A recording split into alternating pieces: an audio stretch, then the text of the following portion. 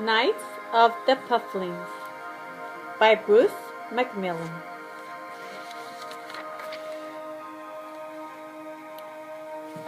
Hey May, Iceland, April. Haitala searches the sky every day. As she watches from high on a cliff overlooking the sea, she spots her first puffin of the season. She whispers to herself, Lundai, which means puffin in Icelandic. Soon the sky is speckled with them. Puffins, puffins, everywhere. Millions of these birds are returning from their winter at sea.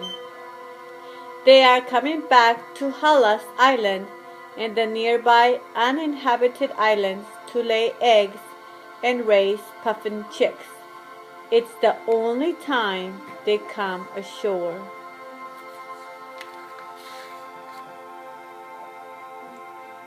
While Hala and her friends are at school in the village beneath the cliffs, the puffins continue to land. These clowns of the sea return to the same burrows year after year. Once back, they busy themselves getting their underground nest ready. Hala and all the children of Heimaey can only wait and dream of the nights of the puffins yet to come. On the weekends, Hala and her friends climb over the cliffs to watch the birds. They see puffin pairs tap, tap, tap, their beaks together. Each pair they see will soon tend an egg. Deep inside the cliffs, that egg will hatch a chick. That chick will grow into a young puffling. That puffling will take its first flight. The nights of the pufflings will come.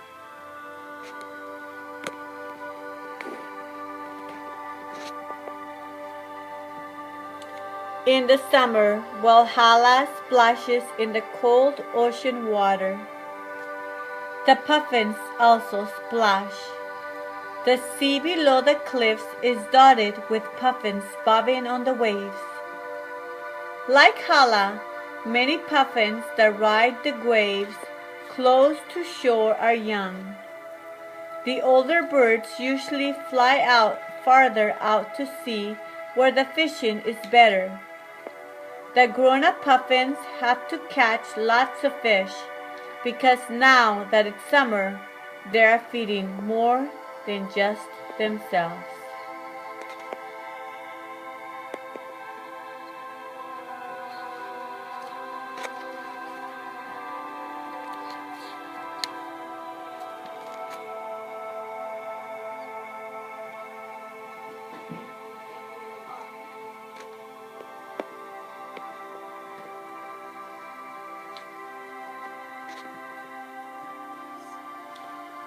Hala's friend Arnar spies a puffin overhead. Fisk, he whispers as he gazes at the returning puffin's bill full of fish. The puffin eggs have hatched, and the parents are bringing home fish to feed their chicks. The nights of the pufflings are still long weeks away, but Arnar Ingi thinks about getting some cardboard boxes ready.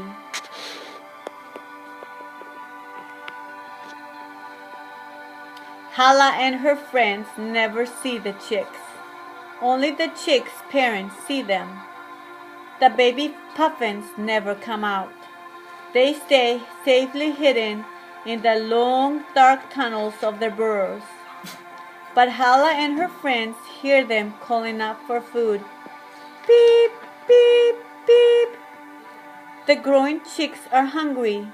Their parents have to feed them, sometimes 10 times a day, and carry many fish in their bills.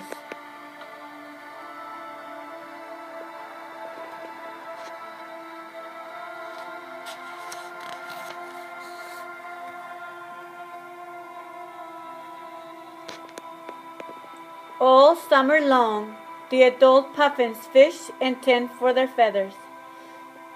By August, flowering baldustra blanket and burrows. With the baldustra in fully flown, Hala knows that the wait is over.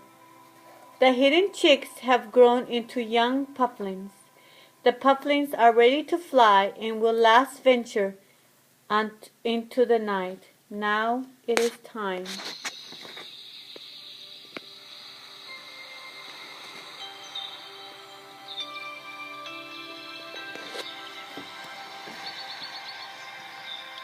It's time for Hala and her friends to get out their boxes and flashlights for the nights of the puffins. Starting tonight and for the next 2 weeks, the puffins will be leaving for their winter at sea.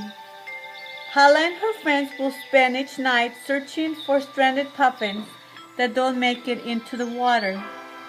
But the village cats and dogs will be searching too. It will be a race to find the stray puffins first. By 10 o'clock, the streets of Heme are alive with roaming children.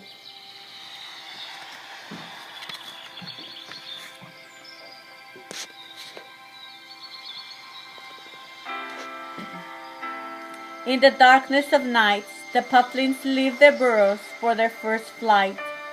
In a short wind-flapping trip from the high cliffs, most of the birds splash land safely into the sea below.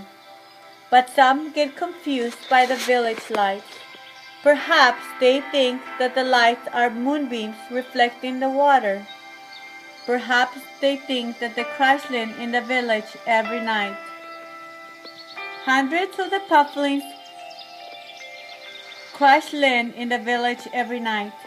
Unable to take off from the flat ground, they run and try to hide. But dangers await. Even if the cats don't get them, the pufflings might get run over by cars or trucks.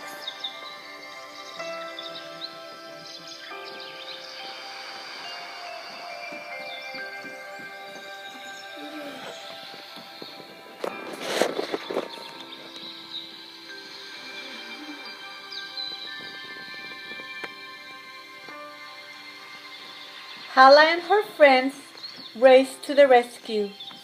Armed with their flashlights, they wander through the village.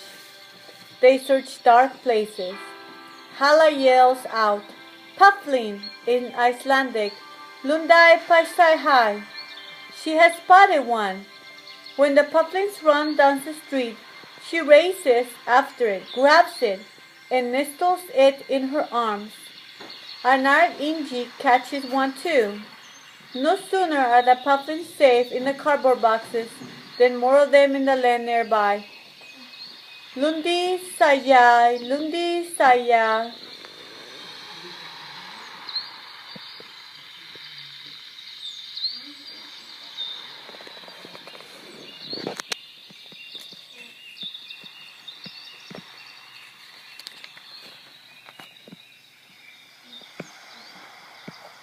For 2 weeks, all the children of Heme sleep late in the day so they can stay out at night.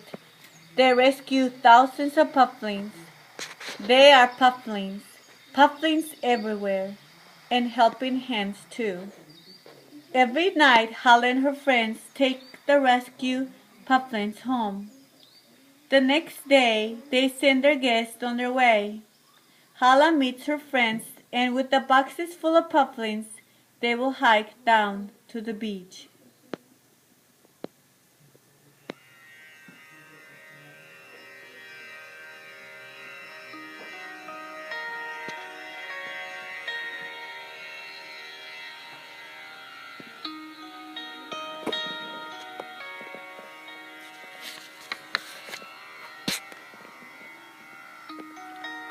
It's time to set the puffins free.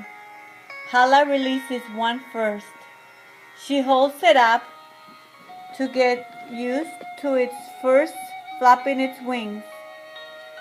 Then with the pufflings held snugly in her hands, she counts. 80 12 terir.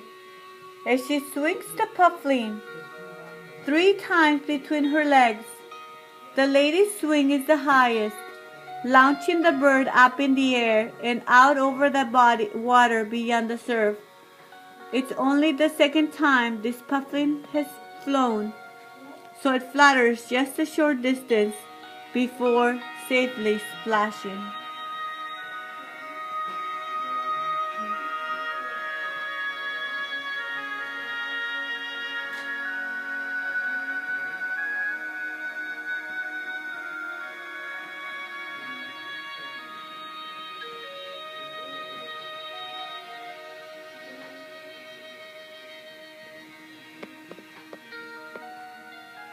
Day after day, Hala's pufflings paddle away, until the nights of the pufflings are over for that year.